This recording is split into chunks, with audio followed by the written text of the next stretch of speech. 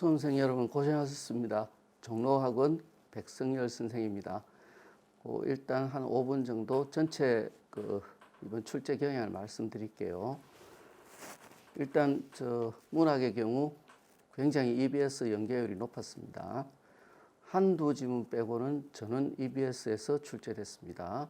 따라서 올해부터 문학을 간접 연계한다고 해서 좀 어렵게 나오지 않을까라고 생각했는데 여전히 EBS 연계율이 70% 이상 되기 때문에 일단 EBS 교재에 나오는 문학 작품들을 하나하나 꼼꼼하게 다시 이해하는 과정이 필요할 것 같습니다. 두 번째, 독서는 전체적인 지문 구성 방식이 바뀌었습니다. 본래는 인문, 사회, 과학, 기술, 예술 이렇게 각 영역별로 세 지문이 나왔죠. 근데 이번에는 각 영역별 세 지문 플러스 알파, 즉 학습 방법에 대한 짧은 지문이 나왔습니다. 이런 독서의 지문 구성은 10년 전에 한번 시행된 적이 있다가 사라진 건데 다시 복귀된 것 같아요. 그래서 일단 지문 수가 하나 늘었다. 세 문제짜리 짧은 지문. 10년 전에 시행 방식을 봤을 때는 아마 학습 방법에 대한 지문이 나오지 않을까 하고 예측이 됩니다. 그리고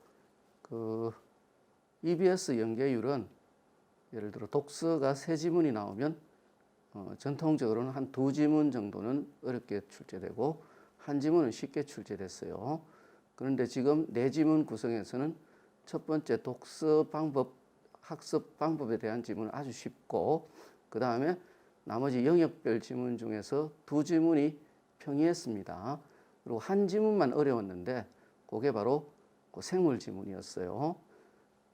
중요한 것은 그 생물 지문이 EBS에 나온다는 겁니다. 따라서 EBS에 나오는 지문에서 조금 중요한 지문들을 뽑아서 거기 나오는 개념을 꼼꼼하게 정리해 두는 그런 습관이 필요해요. 그래서 이번 독서는 상당히 어려웠다고 체감적인 난이도가 높다고 아마 발표가 날 것인데 실제로 이과생 중에는 생물 탐구를 전공하는 학생들이 약 40% 이상 되는데 그 생물 탐구를 전공하는 학생들은 유전과 관련해서 DNA나 RNA 개념 같은 것들을 잘 알고 있기 때문에 그 학생들은 오히려 훨씬 독서가 작년보다 훨씬 쉬워졌을 것 같아요. 그래서 난이도에 대한 평가는 이렇게 그 개념을 아는 사람과 모르는 사람 간의 차이가 있다는 걸 좀 알아두셨으면 합니다. 그리고 화작과 음매가 있는데요. 화작은 그냥 평이한 예년 수준을 유지했습니다. 어려운 문제가 없어요, 아예. 근데 음매는 문법이 아주 쉽게 출제됐습니다. 그래서 기본적인 개념에서 모두 나왔고 특히 중세 문법이 출제되지 않았어요. 이 경향이 9월 달까지 유지될지는 모르겠지만 음매 문법이 상당히 쉬워졌기 때문에 음매를 선택한 학생들은 조금 시간 관리상으로 유리하지 않았나 이런 생각이 듭니다. 그래서 자세한 출제 경향은 보도되는 자료들을 보고 숙지를 하시고 오늘은 조금 난이도 공통 과목 중심으로 개별 선택 과목은 이제 각자 공부하시고 공통 과목 중심으로 난이도가 높았던 지문과 문제를 간단하게 말씀을 드릴게요. 그리고 선생님 강의를 듣기 전에 미리 한번 지문과 문제를 꼼꼼하게 읽고 점검한 다음에 선생님 강의를 듣는 게 좋아요. 지문 내용도 잘 모르고 문제 내용도 기억이 안 나는 상태에서 지금 선생님의 해설 강의를 들으면 크게 도움은 안 될 거예요. 그러니까 지금 지문 다시 정독하는 과정을 거치지 않고 이 해설 강의를 보는 학생들은 잠시 끊고 다시 한번 모든 지문과 문제를 꼼꼼하게 정독하는 과정을 겪은 다음에 선생님의 해설 강의를 들으면 훨씬 이해가 높아질 거라고 생각합니다. 자, 중요한 난이도 높은 지문과 문제만 빠른 속도로 해설하도록 하겠습니다. 자, 먼저 그 두 번째 독서 지문 보세요. 두 번째 독서 지문. 일단 지문에서 중요한 부분과 키워드들을 알려드릴게요.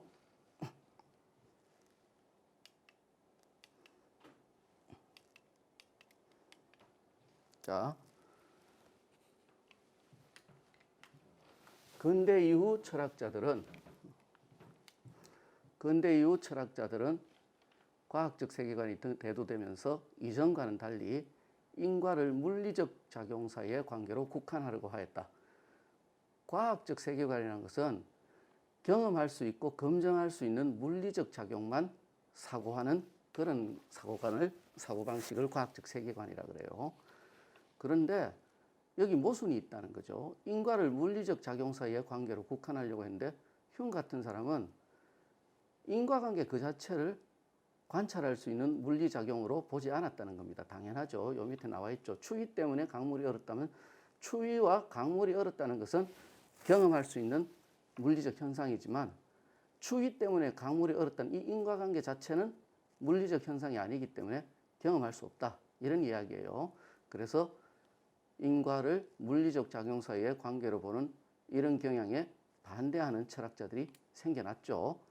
그런데 여기서 이 세먼이란 사람,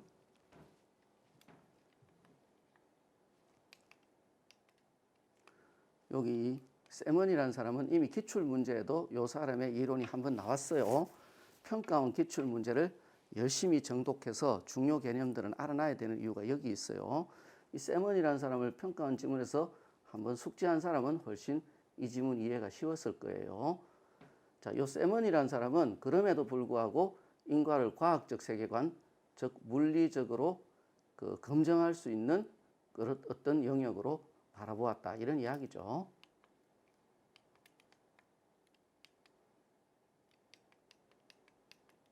자, 그 다음 질문 볼게요. 자, 여기서 중요한 것은 각각 선생님이 이렇게 세모를 해놓은 개념을 이해하는 거예요. 읽을 때는 조금 알 것 같지만 조금 읽고 가다 보면 다 잊어먹기 때문에 이렇게 읽는 과정에서 표시를 남기든지 해서 위치와 내용을 분명히 기억해서 다시 한번 읽고 문제 나왔을 때 그때그때 확인할 수 있도록 해 주셔야 됩니다. 자, 여기 보세요. 여기 일단 알아야 될 게 과정은 시공간적 궤적이다. 왜냐하면 이 사람은 인과관계를 물리적 현상으로 다루려고 했기 때문에 이렇게 물리적 현상으로 바꿀 수 있는 내용으로 바꿨겠죠. 이 사람은 과정을 대상의 시공간적 궤적이라고 봤는데 그렇다면 시공간적 궤적이니까 관찰할 수 있겠죠. 두 번째 여기 교차란 개념이 나옵니다. 자, 여기서 분명히 교차의 개념이 나와요. 그런데 이때만 읽고 그 다음부터 교차 하고 자기가 입이 평소에 많이 들은 그런 교차의 뜻으로 생각하고 넘어가는 사람은 문제가 안 풀렸을 겁니다. 요때 사용하는 교차는 요 지문에서만 나오는 특별한 의미를 지닌 개념이에요. 독서를 잘하는 사람들은 이렇게 읽을 때 알겠다고 하지 않고 이 교차란 우리가 평소에 쓰는 거하고 다르네? 요런 뜻을 지닌 특별한 의미를 지닌 개념이구나. 나중에 문제를 풀 때 다시 올라올 수 있도록 해놔야지. 이런 식으로 정리해두고 가는 사람은 문제가 굉장히 쉬워집니다. 여기 보세요. 교차는 다른 어떤 과정이 다른 과정과 하나의 시공간적 지점에서 만나는 것을 교차라고 합니다. 기억하세요. 그럼 세 번째, 여기 또 표지란 개념이 나옵니다. 표지도 일상생활에서는 무엇을 알 수 있는 그 표시, 이렇게 알고 있지만 여기서는 특정한 의미를 지니고 있어요. 즉 대상의 변화된 물리적 속성이 표지입니다. 따라서 어떤 관찰할 수 있는, 물리적이라는 건 관찰할 수 있다는 뜻이죠. 관찰할 수 있는 어떤 변화를 표지라고 합니다. 그리고 어떤 그 과정이 일어날 때 어떤 표지가 나타나면 그 이후에 모든 지점에서 그 표지를 전달할 수 있을 때만 인과적 과정이다라고 봤어요. 그래서 여기 바로 모든 문제를 푸는 핵심 개념들이 다 나와 있습니다. 일단 과정은 관찰할 수 있는 대상의 시공간적 궤적, 두 번째 교차, 두 과정이 하나의 시공간적 지점에서 만나는 것. 세 번째, 그때 일어난 물리적 변화들. 그 다음 네 번째, 인과적 과정이라는 것은 이 표지가 도입된 이후 모든 과정에서 이 표지를 관찰할 수 있다면 인과적 과정이다. 이렇게 말을 했습니다. 그래서 이 정도의 개념만 이해하시면 대충 될 것 같아요. 그 다음 여기서는 이렇게 과정 1과 과정 2와 과정 3과 과정 4가 뭔지를 정확하게 이렇게 표시를 해놓고 그때 와서 읽을 수 있도록 해놓으면 됩니다. A에서 B까지 이동하는 것을 과정 1, 그 다음 중간에서 바나나를 한 입 베어무는 과정 2. 그러면 이때 사과가 변했겠죠. 이런 물리적 변화를 표지. 그런데 이 사과를 베어먹기 이전에는 사과가 온전한 사과겠고, 베어먹은 사과는 한 군데 그 결손이 생긴 사과겠죠. 자, 이 표지가 도입된 이후 이 표지는 계속 이 사과에 붙어 있어서 이제 A가 이 사과가 A에서 B 지점까지 이동할 때 계속 그 표지가 남아 있겠죠. 요럴 때 바로 이것이 인과적 과정이다. 즉 표지가 도입된 이후에 이 표지가 끝까지 남아 있을 때 인과적 과정이라고 얘기를 했습니다. 그 다음에 자, 그러면 그 사과가 이동하는 과정에 그림자가 있다고 합시다. 이 그림자가 A-에서 B-로 움직이는 과정을 과정 3이라고 한다. 그래서 간단하게 설명을 드리면 사과가 이동하고 있어요. A에서 B로. 근데 이 중간에서 사과를 베어 먹었어요. 이렇게. 요 변화가 표지입니다. 근데 이 표지가 도입된 이후 여기까지 도달하는 동안 계속 유지가 되죠. 요럴 때 인과적 과정이라고 했습니다. 근데 여기다가 이제 여기서 빛을 쬐서 여기 어떤 스크린에 이 사과의 궤적이 나타나는 그림자가 있다고 합시다. 그러면 이렇게 그림자가 나오겠죠. 그림자도 이렇게 이동을 하겠죠. 그러면 이제 요거는 A 다시 지점이 되고 여기 B 다시 지점이 되는 겁니다. 자, 그럼 똑같이 여기서는 요 그림자, 여기서는 요 그림자, 여기서는 요 그림자가 될 것이라고 하는 거예요. 요게 과정 1, 요거는 과정 2, 요거는 과정 3이 되는 거예요. 근데 이 스크린에 그 과정 4를 도입했어요. 자, 과정 4를 볼게요. 뭔지. 자, 과정 4는 이 스크린의 한 지점에 울퉁불퉁한 스티로폼이 부착되는 것이 바로 과정 3과 교차했다고 하자. 예를 들어 여기다가 이제 이런 스티로폼이 붙어버렸어요. 이 스티로폼이 붙는 것을 과정 4라고 했어요. 과정 4. 자, 그러면 한번 볼게요. 그러면 여기서 이 스티로폼 때문에 이 그림자가 일그러지겠죠. 그죠? 그러면 이게 또 변화죠. 관찰할 수 있는 변화이기 때문에 이것도 이 스티로폼 때문에 그림자가 일그러지는 게 또 하나의 표지라는 거예요. 그럼 이 과정 3에 이 표지가 도입됐죠. 여기서는 일그러짐이 나타나는데 이 일그러짐이 표지예요. 그런데 이 스티로폼이 부착되지 않은 이 부분을 갈 때는 일그러짐이 없겠죠. 그러면 이 표지가 도입된 이후 이 일그러짐이라는 표지가 끝까지 전달되어야지 인과적 과정이라고 하는데 표지가 도입되는 순간에는 이 표지가 나타나지만 그 이후에는 나타나지 않으니까 당연히 이 과정 3은 인과적 과정이 아니다. 이렇게 설명을 하고 있어요. 그리고 마지막에 요 몇 줄 안 되는 부분인데 여기서 문제가 하나 나왔어요. 자, 이 과정 1호는 규범이나 마음과 같은 물리적 세계의 바깥을 해명하기 어렵다. 당연하죠. 이 세먼이라는 사람의 인과 이론은 과학적 세계관에 입각해서 관찰할 수 있는 물리적 현상만을 가지고 인과를 설명하는 거니까 이 규범이나 마음과 같은 관찰할 수 없는 것들은 이 인과 이론으로 설명하기가 어렵겠죠. 자, 요 정도 되면 이제 거의 문제를 다 풀 수 있다고 볼 수 있습니다. 자, 어려웠던 문제만 설명하겠습니다. 자, 5번을 보세요. 5번. 자, 5번은 그 두 번째 그 지문을 설명하는 내용이죠. 이것도 간단하게 설명할게요. 간단하게만. 동중서라는 사람의 이 천인감흥론은 꼭 알아두셔야 되는 중요한 개념이에요. 역시 기출 문제에 나오고 이런저런 유학 지문에서 많이 보셨을 거예요. 자, 이 사람은 그 제2를 그 인간사와 관계시켜서 그 조금 현대적으로는 받아들이기 힘든 이상한 인과 이론을 만들었어요. 예를 들어서 여기 보세요. 군주가 그 덕을 잃으면 하늘이 제의를 내린다. 자, 요새 생각할 때는 말도 안 되는 인과죠. 근데 옛날 사람들은 이걸 믿었어요. 왜 믿었는지는 읽어보면 알 거예요.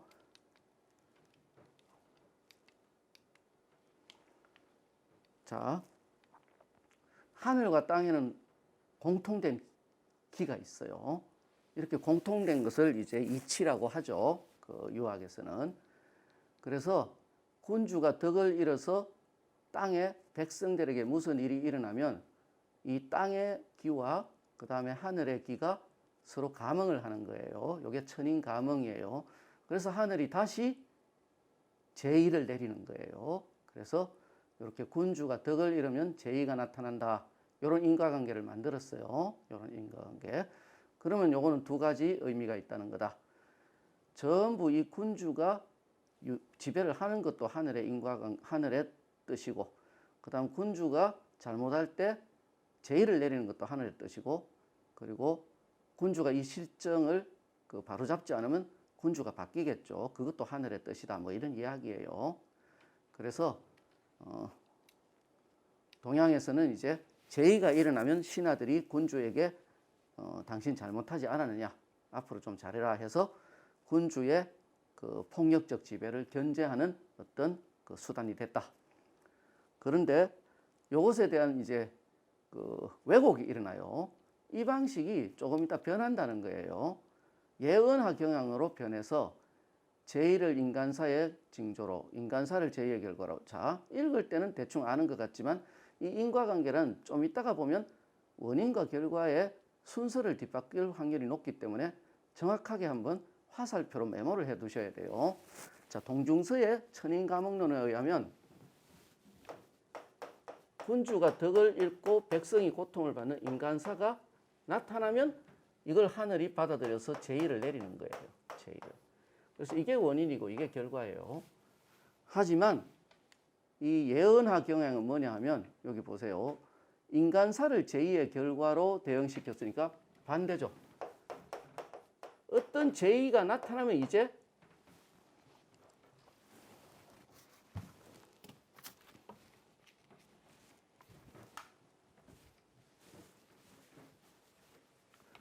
반대로 어떤 일이 벌어진다는 거예요.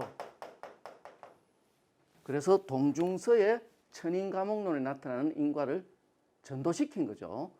그래서 인간에게 나쁜 현상이 나타나면 제의가 일어난다를, 제의가 일어나면 앞으로 인간에게 나쁜 현상이 일어날 것이다. 이렇게 인과를 전도시킨 거예요. 그래서 인과가 읽을 때는 쉽지만 원인과 결과를 그 문장으로 읽을 때는 헷갈리기 쉬우니까 이런 식으로 화살표를 통해 메모해둬야 된다는 걸 아는 사람은 뭐 굉장히 쉽게 풀었을 거예요. 그죠? 예. 그러면 문제 나온 거 한번 볼게요. 문제 나온 거.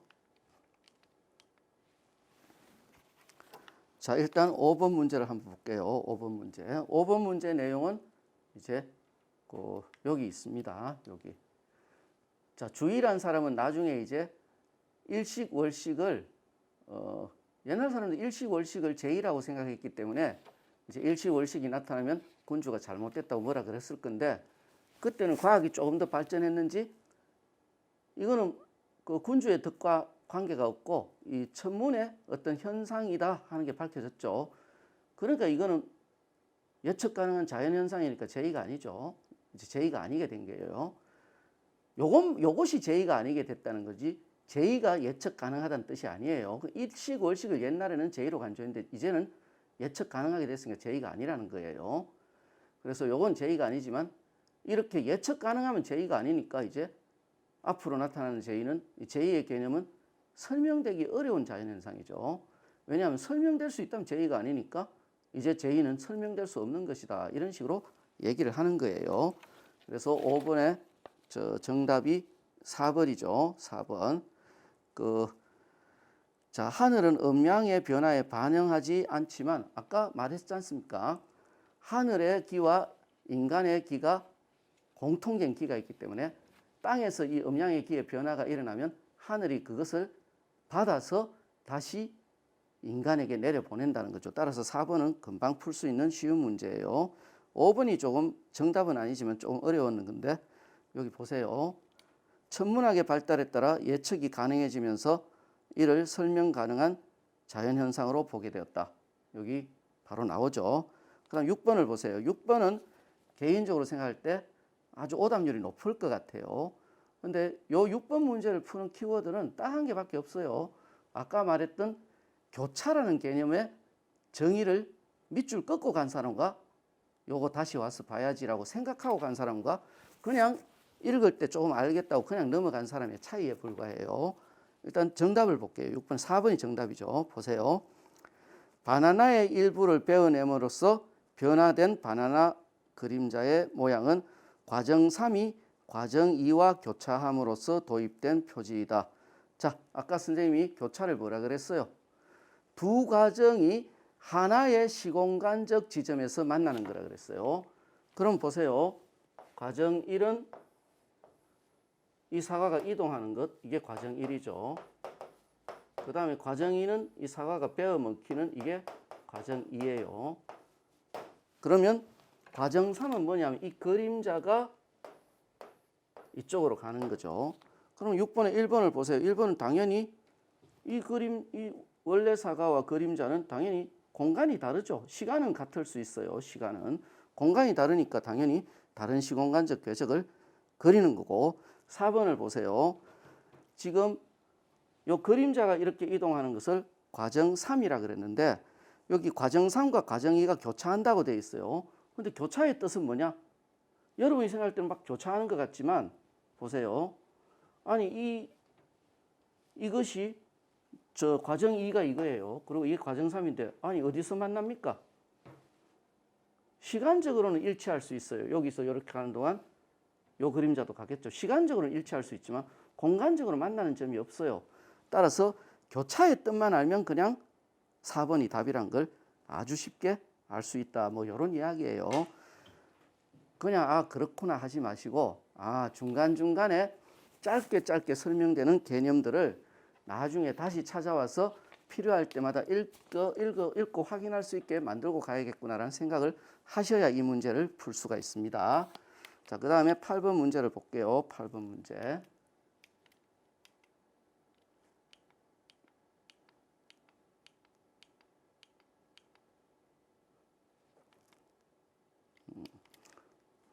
자, 8번 문제는 그냥 읽으면서 설명하겠습니다. 정답은 2번이죠. 정답.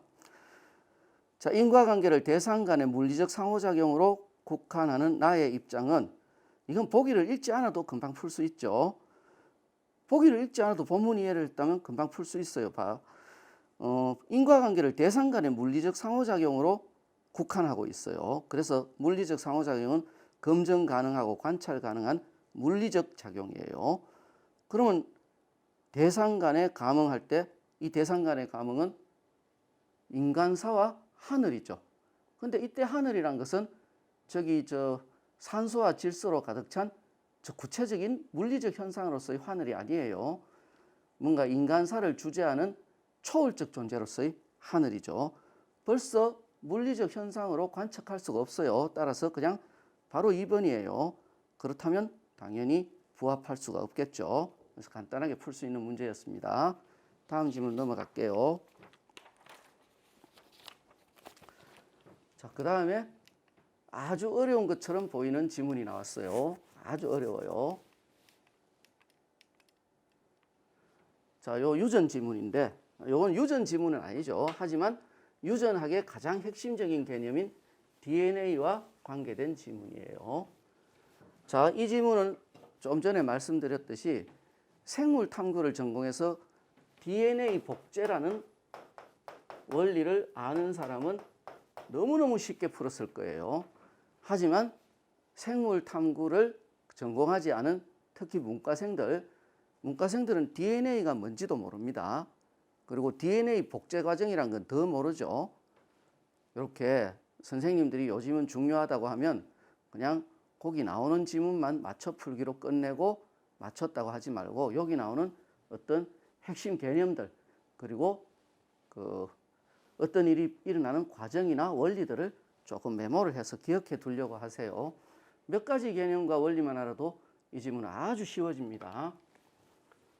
자, 세포 하나가 2개가 되고 2개가 4개가 되고 4개가 8개가 되는 이 과정을 이제 DNA 복제 과정이라고 하는데 기본적으로 알아두셔야 할 개념이 있어요. DNA는 이중 나선 형태다. 그리고 여기 염기라는 게 붙어 있다. 그리고 염기는 4가지 성격으로 구성된다. 이런 것들은 알아놓으셔야 됩니다. 유전의 가장 핵심적인 개념이니까요. 그래서 하면 여기는 이제 뭐 반대대로 그 T 뭐 이런 식으로 염기들이 상보적으로 결합한다 그러죠. 이것들은 선생님이 설명으로는 길게 못하니까 알아들을 수가 없으니까 앞으로 이런 지문이나 아니면 원리 설명하는 자료를 찾아서 혼자 공부해 두셔야 돼요. 그래서 이렇게 염기들의 배열이 바로 유전정보죠. 유전정보. 자, DNA 복제는 하나의 DNA가 2개의 DNA가 되고 이를 통해 하나의 세포가 2개의 세포로 변하는 이런 현상들이죠. 그러면 DNA 복제가 어떤 식으로 진행되느냐 하면 요 2가닥의 DNA가 분리가 됩니다. 요런 놈 하나, 그 다음에 이렇게 분리가 돼요. 자, 이렇게 분리가 되면 이제 여기 DNA 중합 효소라는 게 있죠. 생물에서 모든 이런 효소가 일으키는 겁니다. 그래서 DNA 중합 효소란 애가 와서 요 한 가닥에 뭐 이렇게 돼 있겠죠. 이렇게 돼 있으면 이 DNA 중합 효소가 여기에 맞는 이런 식으로 새로운 가닥을 이렇게 만들어 간다는 거예요. 그러면 똑같은 게 하나 생겨났죠. 그럼 요 가닥에도 또 DNA 중합 효소가 가서 이제 여기는 뭐 이렇게 돼 있겠죠. 그럼 반대로 이렇게 짝이 맞는 염기들이 있어요. 이런 식으로 또 한 가닥을 만들어서 한 가닥이 2개가 돼요. 2배가 됐죠. 자, 이놈들이 다시 분리가 됩니다. 분리가. 그런 다음에 다시 DNA 중합 효소가 가서 또 각각의 가닥에 이렇게 결합하는 새로운 가닥을 만들죠.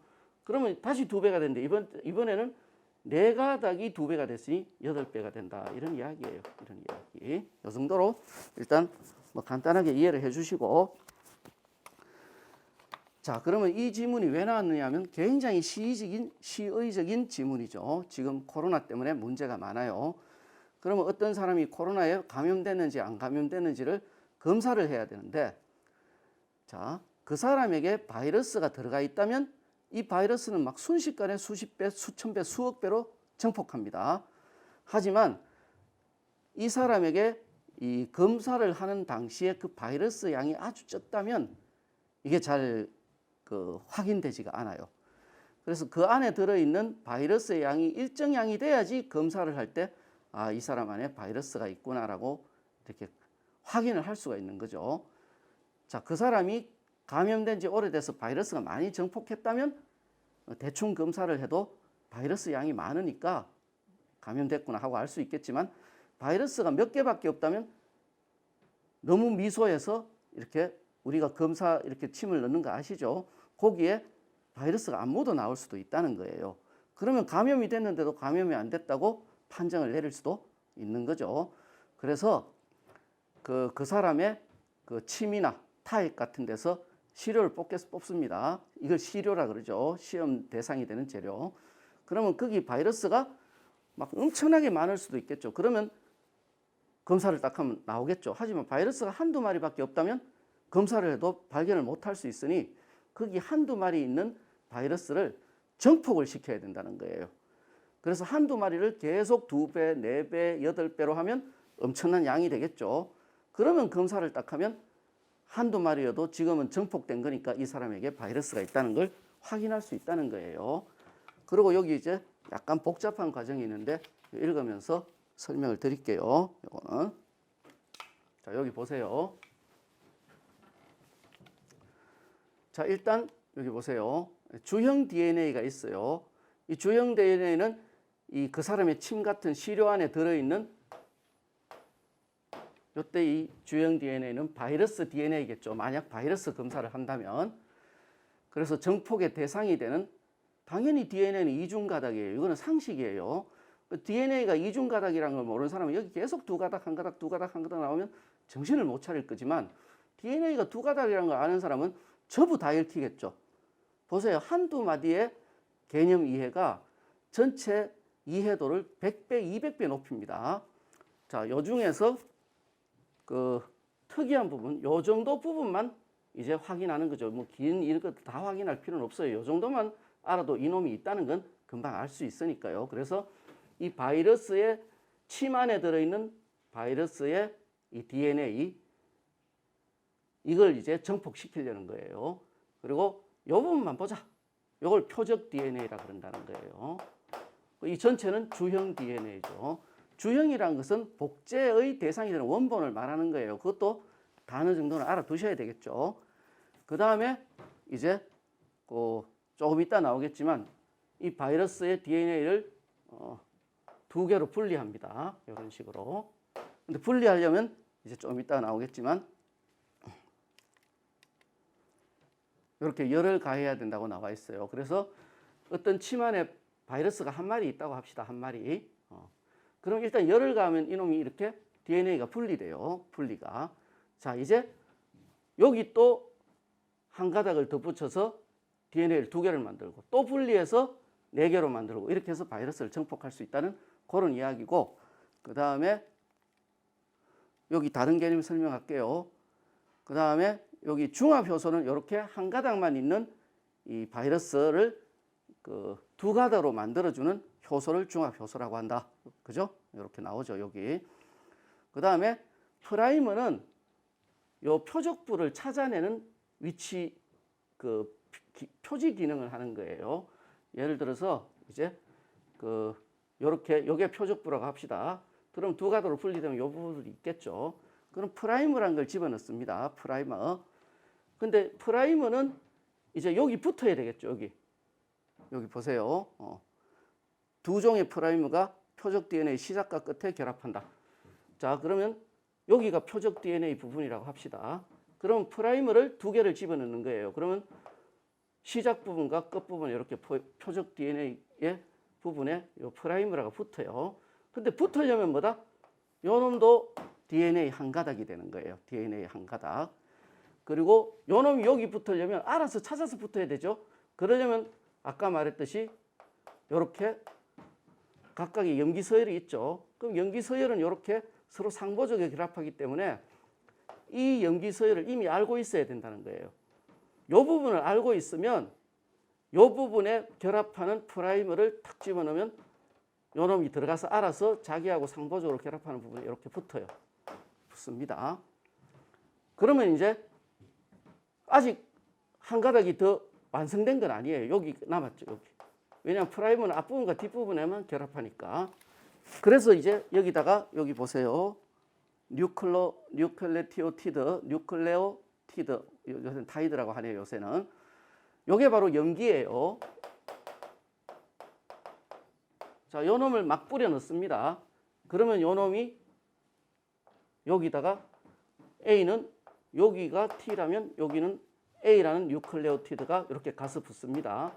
이렇게 촘촘하게 뉴클레오티드가 상보적으로 결합하면 이게 쫙 완성돼서 요게 바로 드디어 두 가닥의 DNA로 복제가 되는 거예요. 이것도 마찬가지겠죠. 여기가 표적 DNA 부분이라면 먼저 프라이머를 뿌려 넣으면 프라이머가 알아서 자기하고 대응되는 이 부분에 이렇게 붙습니다. 그리고 이 뉴클레오티드를 막 뿌려 넣으면 요놈이 여기다 붙고 여기도 붙고 여기 상보적 이렇게 해서 여기도 두 가닥이 된 표적 DNA를 만들겠죠. 그런 다음에 이제 두 가닥 DNA가 다시 열을 가하면 또 분리돼서 네 가닥이 되면 또 프라이머 가서 붙고 또 뉴클레오티드에서 4배가 된다. 이런 이야기예요. 이런 식의 내용을 여기 지금 설명을 하고 있습니다. 자, 여기 이제 주요 개념이 나오네요. 첫 번째, 사이클. 사이클마다 표적 DNA 양은 2배씩 증가한다고 하니까 이런 걸 보고 사이클의 개념을 알아야 돼요. 표적 DNA가 2배씩 증가하는 한 턴을 사이클이라고 한다. 그럼 한 사이클마다 어떤 일이 벌어지겠어요? 프라이머가 표적 DNA의 앞뒤에 붙고, 그 다음 뉴클레오티드가 요 프라이머와 여기에 대응되는 여기에 결합을 해서 이렇게 그대로 두 가닥의 DNA를 만드는 과정이 한 사이클이죠. 그리고 한 사이클이 진행될 때마다 당연히 2배, 4배, 8배 이렇게 그 증폭이 될 거예요. 자, 여기서는 이제 전통적인 그 PCR과 이렇게 만드는 과정을 PCR이라 그래요. 그 다음에 실시간 PCR의 차이가 나왔어요. 여기서 항상 2개의 항목이 나오면 그냥 읽지 마시고 이해가 되든 안 되든 그 2개 항목의 그 대조점을 표시를 해놓고 가셔야 돼요. 여기 보세요. 전통적인 PCR은 PCR의 최종 산물에 형광물질을 결합시켜 발색을 통해 표적 DNA의 증폭 여부를 확인한다. 그러면 이 전통적 PCR의 최종 산물은 뭐냐 하면 이 사이클이 엄청나게 진행돼서 더 이상 증폭이 안 될 정도로 충분히 사이클을 진행한 후 PCR을 종료하니까 충분히 이렇게 사이클이 진행돼서 엄청난 이 바이러스 DNA가 만들어졌을 때 종료하는 요 최종 산물에 형광물질을 부어서 그러면 이 발색을 하면 발색한 양만큼 표적 DNA가 나타났겠죠. 이렇게 확인하는데 이 실시간, 벌써 이름을 보세요. 실시간이에요. 자, 실시간 PCR은 이 발색이 언제 나타나요? 한 사이클마다 나타나요. 그러면 실시간으로 그 발색의 정도를 보면 2배 늘었네, 4배 늘었네. 즉 최종 단계에서만 보는 게 아니라 계속 늘어가는 과정을 볼 수가 있다는 그런 거예요. 그래서 이런 것이 중요하죠. 그래서 그러려면 이제 이 PCR 과정에 발색을 하기 위한 발색 물질이 필요한데 여기 2개가 있다는 거예요. 이중가닥 DNA 특이염료와 형광 표식 탐침. 그럼 보자마자 요거 2개의 차이점을 알려고 노력을 해야 돼요. 자, 먼저 이중가닥 DNA 특이염료 할 때 특이라는 말 알아두세요. 생물에서 특이한 것, 특이라는 말은 개념이에요. A가 B에게만 결합할 때만 특이라 그래요. 그럼 벌써 요 이름에서 벌써 정보가 드러나요. 요 놈은 이중가닥 특이염료는 이중가닥 DNA에만 붙는 거예요. 요거 아세요? 그래서 요 이중가닥 DNA 특이염료는 이중가닥 DNA에 결합해서 발색한 형광물질로 자, 새로 생성된 즉 요 PCR 과정을 한 사이클을 통해 없었다가 새로 생성된 이중가닥 표적 DNA에 결합하여 발색을 합니다. 근데 요 놈의 문제점은 뭐냐 하면 자, 여기 한번 보세요. 자, 여기서 부작용으로 프라이머끼리 결합해버리는 수가 있다는 거예요. 프라이머는 기존의 DNA에 결합해야 되는데 이놈도 염기서열을 가진 놈이고 또 똑같은 프라이머가 있기 때문에 이 2놈이 결합해버리는 수가 있다는 거예요. 그럼 이놈은 우리가 알고자 하는 바이러스 DNA가 아니라 이상한 이중가닥 DNA죠. 그래서 요걸 이름을 이합체라고 했네요. 그죠? 요거는 바이러스 DNA가 아니에요. 근데 이 이중가닥 특이염료는 여기 결합해요. 여기. 그럼 이건 바이러스가 아니기 때문에 여기도 발색이 일어나 버리면 바이러스 양을 오판할 수 있겠죠. 그래서 형광표식 탐침이란 게 나타났다. 자, 얘는 단일가닥 DNA 단편이에요. 요 표시해 놨어야 돼요. 단일가닥. 근데 얘는 어디 붙느냐 하면 프라이머가 결합하지 않는 부분에 붙는다. 그래서 얘는 자, 일단 이렇게 있다면 여기 표적 DNA를 합시다. 여기 프라이머 앞 요 D가 있다면 요 형광 탐침은 프라이머가 결합하지 요 부분에 붙는 거예요. 요 부분에. 그래서 일단 들어가서 여기 붙어 있습니다. 자, 붙어 있고 그 다음에 이제 요 프라이머를 따라 뉴클레오티드 ATCG가 이제 여기 막 붙기 시작하겠죠. 붙어서 이렇게 새로운 가닥을 만들어서 이중 가닥의 바이러스 DNA를 완성하겠죠. 근데 여기 보세요. 자, 그런데 여기 보세요. 얘는 프라이머가 결합하지 않는 부분에 특이적으로 결합하는데 만약에 DNA 중합 효소가 이 프라이머 붙지 않는 이 부분에 새로운 뉴클레오티드를 결합해서 또 한 가닥에 만들어서 이중 가닥 DNA가 형성되면 이미 붙어 있던 이 형광 탐침은 떨어져 나가서 분해돼 버려요. 떨어져 나가서. 그런 다음에 이 분해되면서 발색이 된다는 거예요. 분해되면서. 그래서 이제 그래서 요 완성됐을 때마다 이 프라이머에 붙지 않고 아닌 부분에 붙는 요 형광탕침이 떨어져 나서 분해되면서 발색이 돼 버리니까 이제 역시 똑같이 하나 만들어질 때마다 발색이 된 게 이것도 바이러스 정폭량을 알 수가 있겠죠. 요 정도입니다. 그다음 마지막 개념 하나만 볼게요. 자, 여기 보세요. 자, 일정 수준의 발색도는 뭐냐 하면, 자, 이 정도 바이러스가 증폭되어서 이 정도 발색이 된다면 우리가 요렇게 검사를 할 때 바이러스가 있다고 검출할 수 있는 발색도예요. 그러니까 한두 마리가 아니라 엄청나게 많아져서 이 정도면 검사를 할 때 언제든지 이 바이러스를 검출할 수 있는 수준을 이제 일정 수준의 발색도라고 합니다. 그리고 요 일정 수준의 발색도에 도달하기까지 소요된 사이클 횟수를 CT 값이라고 한다. 요 정도만 알면 되겠어요. 그 다음에 이제 문제 한번 풀어볼게요. 자, 일단 15번을 한번 볼게요. 기억이 바로 이중 가닥 DNA 특이 염료이고 니은이 형광탐침이에요. 그러면 간단하게 기억만 봐도 대충 답이 나올 것 같아요.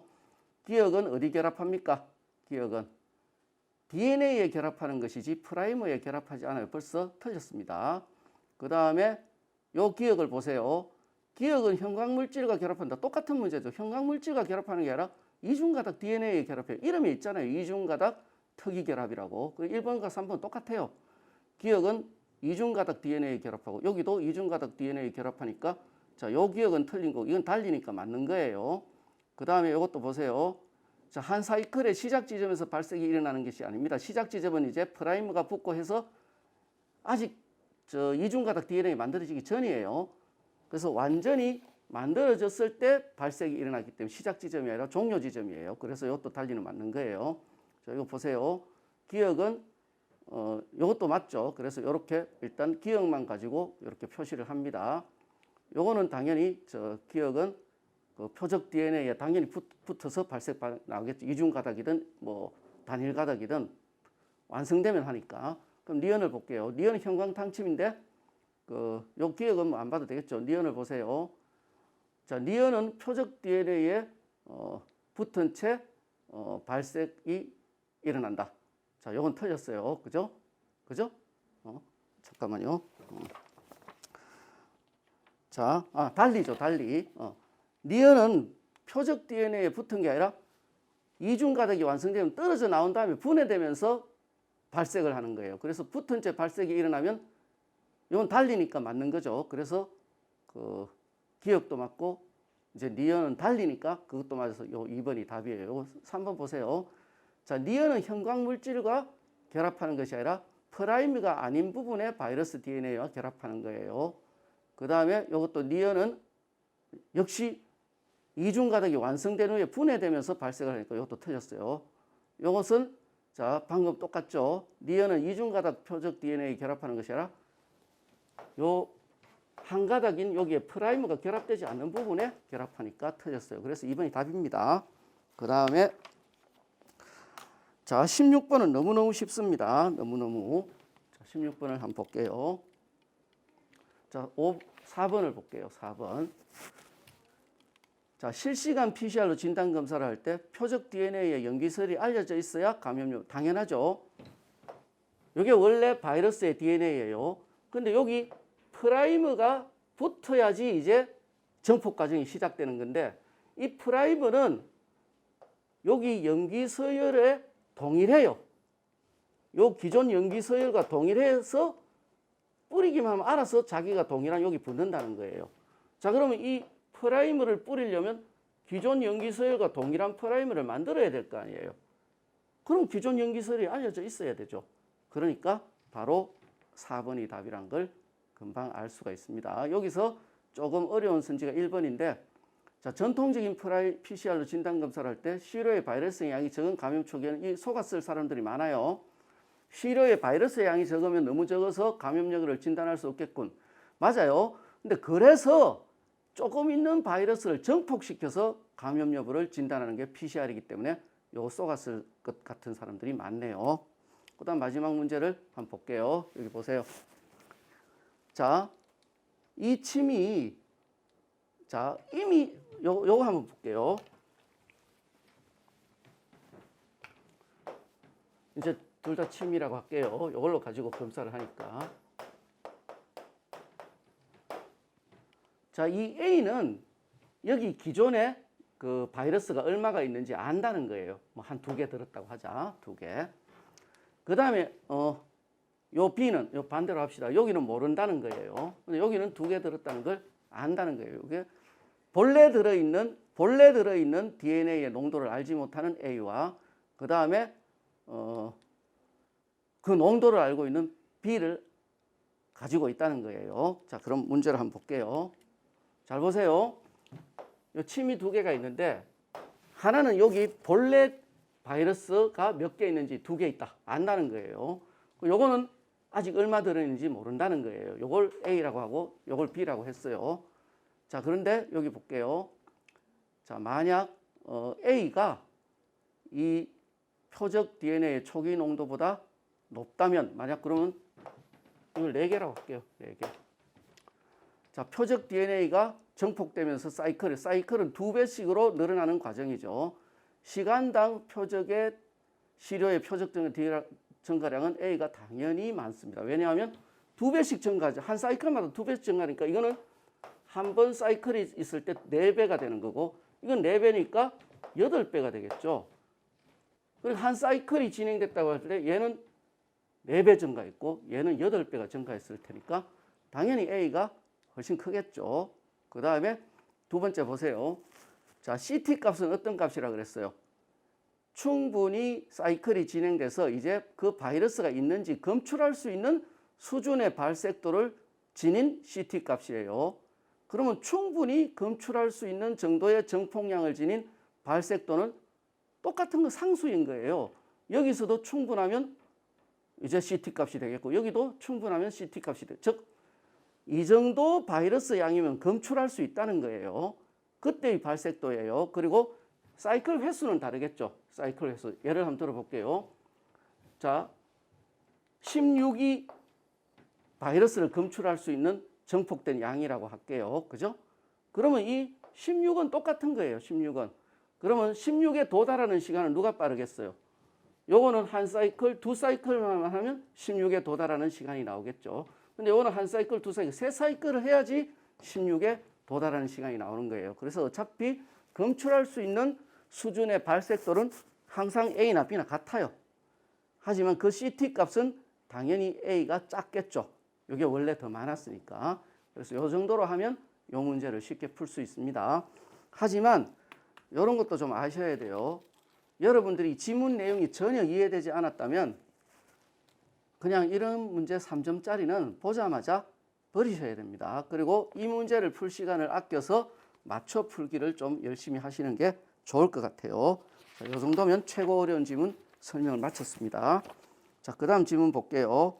자, 그 다음 지문은 이제 무사와 악사인데 이것은 EBS에 나오는 작품이고 주제나 줄거리도 어렵지 않기 때문에 미리 공부를 좀 꼼꼼하게 했으면 충분히 그냥 배경 지식으로도 풀 수 있는 그런 문제예요. 여기서 선생님이 한마디 하고 싶은 것은 여러분들이 EBS 작품 정리를 할 때 그냥 지문 읽고 문제 풀고 그 다음에 헷갈리는 문제의 선지만 정답해서 읽고 끝낸다는 건데 이런 식으로 아무리 EBS를 정리해도 아는 작품 나와도 못 풉니다. 왜냐하면 인용 부분이 다르거든요. 그리고 여러분들은 주제도 모르고 줄거리도 몰라요. 그래서 항상 이런 과정을 거치도록 합시다. 일단 문제를 풀고 그 다음에 뒤에 해설 부분이 있어요. 그럼 거기서 줄거리와 주제를 한번 꼼꼼하게 정독한 다음에 그 주제와 줄거리를 머리에 담은 채로 다시 본문으로 가서 한 줄 한 줄 꼼꼼하게 읽어보셔야 됩니다. 그러면 처음 읽을 때 몰랐던 의미들을 알게 되면서 그 내용들이 기억이 됩니다. 그래서 부분도 기억이 되고 전체 주제와 줄거리도 기억이 돼요. 이렇게 돼야지 읽은 의미가 있다고 할 것이니까 반드시 EBS를 정리하는 것을 문제풀이 끝나고 정답 해설 읽는 걸로 정리하면 EBS 정리가 아닙니다. 반드시 한번 문제를 푼 다음에는 뒤에 가서 주제와 줄거리를 읽은 다음에 그 주제와 줄거리를 기억하는 채로 다시 한 줄 한 줄 읽어야지 내용이 기억이 난다. 이걸 꼭 알아두세요. 자, 그 다음 지문은 그 문학 지문인데 역시 그 다 지문 빼고는 전부 EBS에 출제된 지문이기 때문에 미리 공부한 사람은 쉬웠을 것이고 공부하지 않은 사람은 어려웠을 것이에요. 그래서 내용을 하나하나 설명하는 것보다는 그 나는 EBS에 나오니까 역시 고전 시간은 EBS에 나오는 고전 시가나 고전 소설은 그 단어와 구절에 대한 해설이 붙어 있는 자료를 구하셔서 단어와 구절풀이를 꼼꼼하게 외워간다는 생각으로 공부하셔야지 정리를 한 겁니다. 방금 말씀드렸듯이 그냥 문제만 풀고 정답 해설만 보고 정리했다고 착각하시면 그렇게 결과가 좋지 않을 겁니다. 그래서 고전 시간은 선생님들의 지도에 따라 요거 열심히 공부해야 돼 하면 문제를 푸는 걸 말하는 게 아니에요. 정답 해설이 아니라 단어 풀이, 구절 풀이 꼼꼼하게 된 자료를 갖고 와서 그 단어와 구절을 암기해 가면서 공부를 하셔야 정리가 된 겁니다. 그래서 나 같은 경우는 어차피 선생님들이 해주시거나 그 EBS에 자료가 있을 테니까 혼자 공부하시고 일단 제가 이렇게 복합 지문을 푸는 방법에 대해서만 간단하게 말씀을 드릴게요. 이렇게 가나다가 있어요. 그러면 여러분들은 쭉 가나다 다 읽고 시간이 없으면 빨리 읽겠죠. 그 다음에 22번 문제 같은 걸 한번 보세요. 자, 여기 보면 가나의 공통점이라 그러죠. 그럼 여러분들은 방금 시간이 없어서 가나다를 그냥 완전히 그냥 바람처럼 빠르게 읽었겠죠. 그런 다음에 이제 1번 풀려고 가도 가고 나도 가고 2번 풀려고 가도 가고 나도 가고 3번 풀려고 가도 가고 나도 가고 이렇게 되면 너무 시간이 많이 걸리지 않습니까? 그리고 시간이 많이 걸리니까 시간을 줄이기 위해서 빠른 속도로 읽어요. 그럼 빠른 속도로 읽으면 가서 그냥 눈만 한번 갔다가 오는 거지 의미나 사실일치 같은 것들을 확인할 수가 없어요. 그래서 한 번을 풀더라도 제대로 풀기 위해서 이런 식의 방법을 한번 써볼게요. 일단 가나다가 나오면 일단 가를 꼼꼼하게 읽습니다. 그런 다음에 문제에 이렇게 가가 나오면 모든 문제에 가가 나오는 요 문제를 다 푸는 거예요. 그러니까 전부. 우리는 가만 읽었으니까 가만 가지고 승부하는 거예요. 그러면 요 선지들에는 나는 어차피 지금 안 읽었으니까 해결할 수 없겠죠. 하지만 가에서 틀리면 무조건 틀리는 거예요. 그럼 어떻게 푸는지 한번 볼게요. 자, 일단 가를 한번 읽어볼게요. 가를. 자, 청평사의 나그네 봄산을 마음대로 논이네. 그 다음에 탑에는 산새가 지저귀고 냇물에는 꽃잎이 떨어지네. 나물은 도단하고 버섯은 부드럽네. 이런 좋은 골짜기 들어가니 근심이 사라지네. 하나도 안 어렵지 않습니까? 근데 요걸 가지고 계속 가를 읽으면서 한번 풀어보자고요. 교훈적 의미 전달하고 있다? 올라가 봅니다. 가. 아니네. 서리적 표현 보자. 천천히. 없네. 그 다음에 심리의 변화? 없네. 자신을 객관화하는 표현은 요것은 이제 조금 어려운 개념이니까 선생님들한테 물어보시도록 하고 여기 내적 갈등 없죠. 내적 갈등은 마음속에 고통이나 괴로움이 있는 거죠. 없죠. 보세요. 가만 가지고도 벌써 답이 나왔죠. 그리고 가만 계속 읽었기 때문에 읽고 또 읽고 읽고 또 읽고 읽고 또 읽고 하다 보면 가의 내용이 확인하는데도 빠른 속도로 확인할 수 있고 기억도 날 것 같습니다. 이렇게 좀 빠른 속도로 푸는 그런 방법을 좀 연마를 하세요. 특히 복합지문 같은 경우는 가나다가 나오면 왔다 갔다 하면 정신없어서 충분히 풀 수 있는 문제도 압박감 때문에 못 풀게 되는 그런 일이 생겨납니다. 그러니까 이거 좀 조심해 주세요. 그 다음에 23번 문제를 보세요. 답은 쉬워요. 10곡에서 자연물에 대한 연민 전혀 없어요. 이거는 쉬운 문제였죠. 그 다음에 자, 이것도 한번 보세요. 25번 문제도 한번 볼게요. 선생님이. 자, 이것도 나다죠. 이것도 뭐 문제가 어려웠다는 게 아니라 그냥 나다 이렇게 동시에 두 작품을 보는 이런 유형이 어렵다는 거예요. 그럼 역시 여기서도 나다 중에 보세요. 나는 어렵고 긴 고전시가고 다는 아주 긴 수필이에요. 이걸 1번 풀 때 나 왔다 갔다 하고, 또 다 왔다 갔다 하고, 또 2번 풀 때도 나 왔다 갔다 하고, 다 왔다 갔다. 이런 식으로 해서 제대로 읽을 시간이 있겠습니까? 이런 것들은 스킬 연마를 안 해서 여러분이 틀리는 거기 때문에 방금 선생님이 말한 말을 잘 기억하셨다가 푸는 스킬만 따로 연마하세요. 맞췄다 틀렸다가 중요한 게 아니라 시간을 아껴서 빠르고 정확하게 풀어야 될 거 아니에요. 그럼 보세요. 선생님 푸는 방법 보세요. 나만 푸는 겁니다. 나가 상대로 쉽다면. 물론 나다 중에 쉬운 게 있다면 쉬운 걸 먼저 푸세요. 나의 도연명은 따르고자 하는, 당연히 맞죠. 그럼 동그라미. 나의 삼공은 요 뒤를 보는 거예요. 높은 지요. 당연히 맞죠. 나의 세버들까지는 화자와 동일시, 말도 안 되는 소리예요. 나의 고기는 자신을 말한, 역시 안 되는, 말도 안 되는 거예요. 나의 실험은, 자, 이런 걸 보세요. 나만 계속 본다면 본 걸 또 보고 본 걸 또 보기 때문에 기억의 효과도 있고 정확하게 읽을 시간도 있다는 거예요. 그러면 여기서 세 선지가 다 날아가죠. 이 세 선지는 이제 나에서 벌써 틀렸으니까 볼 필요가 없는 거예요. 요 두 개는 맞죠. 이건 다만 보면 되죠. 이제 두 개만 보면 되는 거예요. 다는 아무리 길어도 요 부분만 확인하면 되는 거예요. 그러면 벌써 요 문제를 보든 요 문제를, 요 선지를 보든 요 선지를 보든 순식간에 풀리는 거예요. 그래서 나만 꼼꼼하게 계속 보면 세 선지가 날아가고 이 세 선지의 단은 읽을 필요가 없다.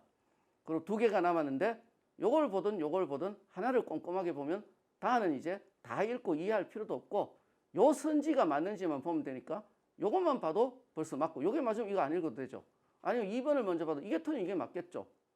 이런 식으로 좀 스킬을 연마하세요. 그래서 25번 같은 문제 맞춘 사람은 맞췄다고 좋아하시지 말고 이걸 맞추는데 얼마나 정신이 없었으면 시간이 많이 걸렸는지를 반성하세요.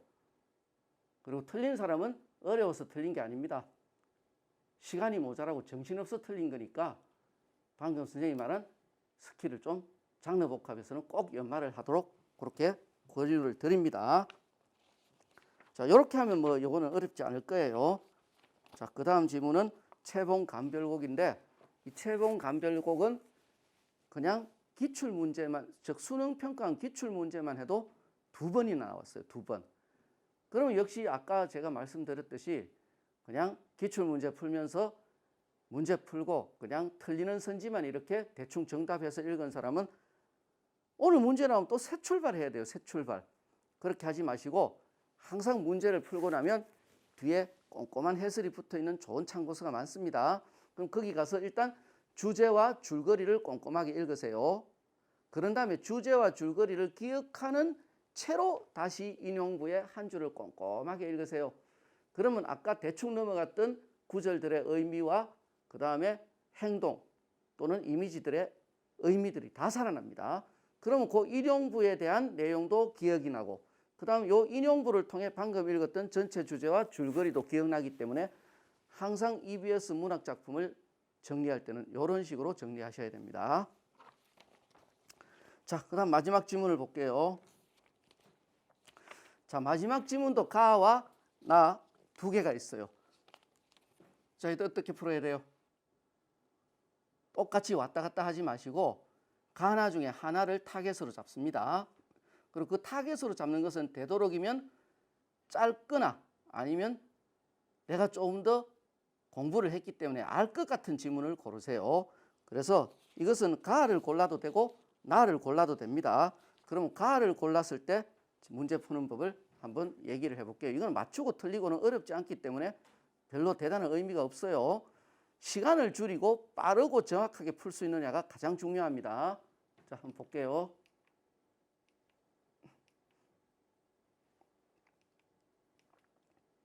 자, 요 지문이에요.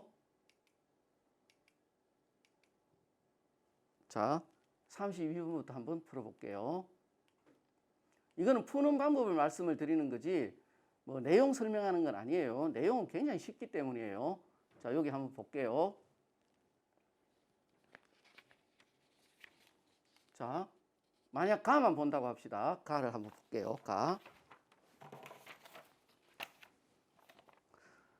자, 무너지는 꼬리파리처럼 휘날려 발 아래 깔리는 30 정도 되는 해. 30살 정도 살았다는 거죠. 그리고 구름같이 피려던 뜻은 날로 굳어서 곱다랗게 감기는 연륜. 이 연륜은 살아온 경험치를 연륜이라 그러죠. 아시죠? 근데 이 사람이 뭔가 좌절이 많았다는 걸 알 수가 있어요. 자, 그래서 갈매기처럼 꼬리 떨며 섬으로 가자.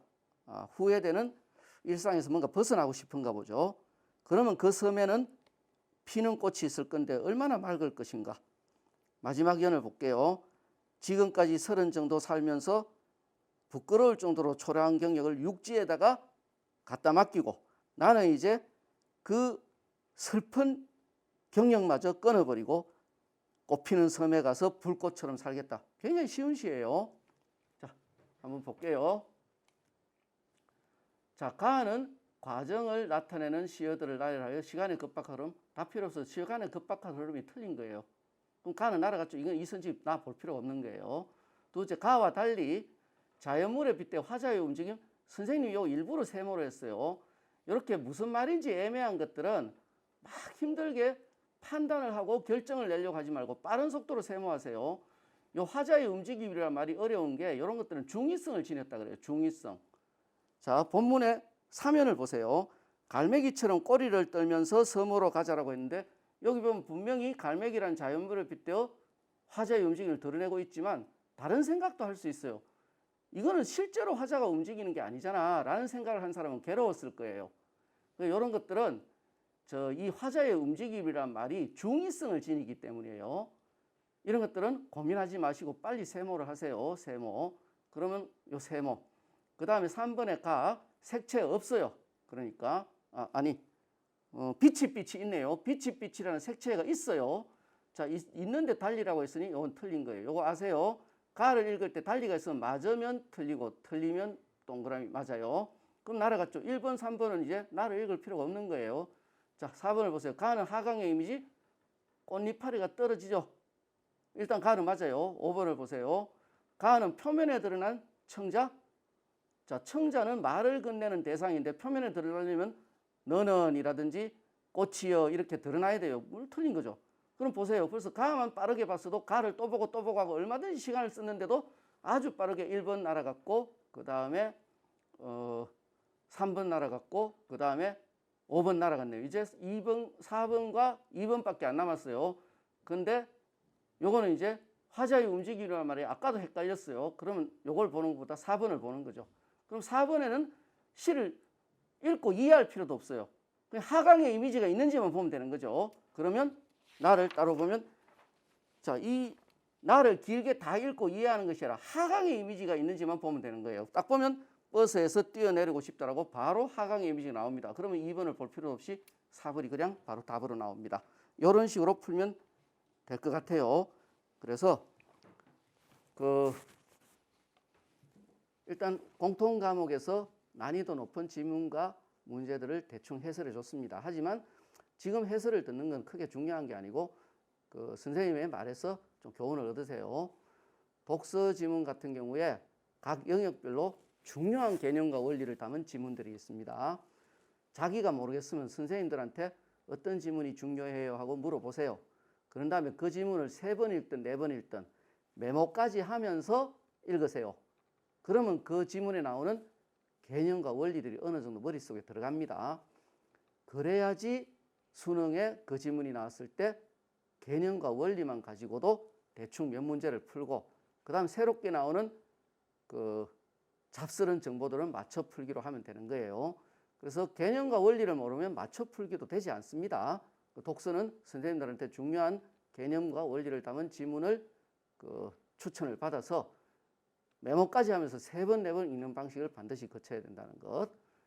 그 다음에 두 번째, 문학 같은 경우에는 거의 EBS에서 나오는 것 같으니까 EBS를 다시 정리하는데 여러분들 보면 나 이미 다 문제 푸는데 뭘 다시 봐요? 문제 답 다 아는데요? 하지 마시고 가서 줄거리와 주제를 꼼꼼하게 읽고 그 줄거리와 주제를 기억하는 상황에서 본문의 인용부를 한 줄 한 줄 꼼꼼하게 읽습니다. 그러면 그 줄거리와 주제를 통해 문장의 의미들이 살아나면서 그 내용들이 기억이 나요.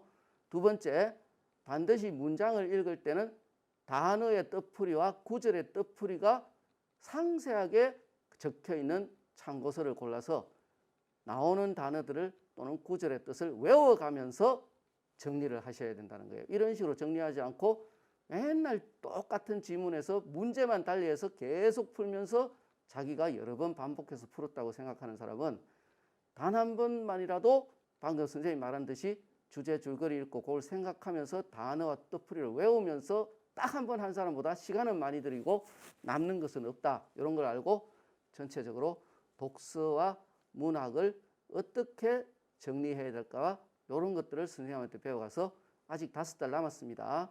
성적 뭐 좋게 안 나왔어도 뭐 얼마든지 극복하고도 남는 시간이 남았어요. 독서 주요 지문 다 메모하고 2-3번 읽고 문학 EBS에 나오는 수능 완성 수능 특강 모조리 참고서 보면서 단어 외우고 구절풀이 외우면서 해도 2달이면 충분히 끝납니다. 언제 다 해라고 하면서 계속 한 번도 지문과 작품을 제대로 암기하거나 정리하지 않고 문제풀이만 끝도 없이 하면서 불안해하는 것은 공부하는 게 아닙니다. 그래서 6월 시험에서 교훈을 얻어서 새 출발하는 계기가 되기를 바랍니다. 들어주셔서 감사합니다.